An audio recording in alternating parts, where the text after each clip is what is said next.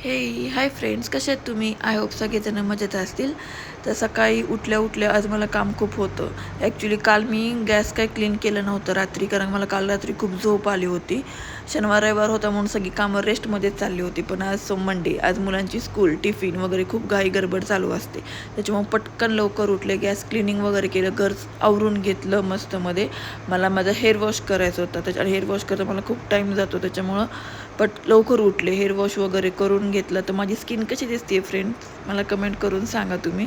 Hair wash केलं, त्याच्यानंतर मस्त मध्ये सगळे झोपीत असताना देवपूजा वगैरे उरकून घेतली. मला देवपूजा करताना एकदम नाही का शांत मस्त असं कोणाची डिस्टर्बिंग आवडत नाही, मनसोक्तपणाने एकदम रिलॅक्समध्ये मी देवपूजा करत असते फ्रेंड्स. आणि नाही का जेव्हा सकाळ सकाळ देवपूजा करते, घरामध्ये धूप, अगरबत्ती, दिवा ह्याचे जे फ्रॅग्नेन्स घरामध्ये येतो, इतकं फ्रेश फील होतं ना, डे एकदम सुंदर जातो.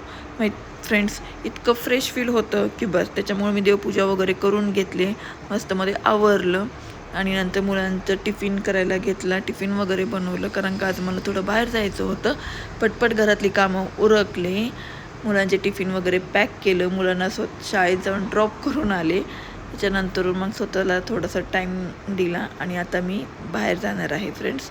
आणि माझी स्किन कशी आहे हे मला कमेंट करून नक्की सांगा फ्रेंड्स.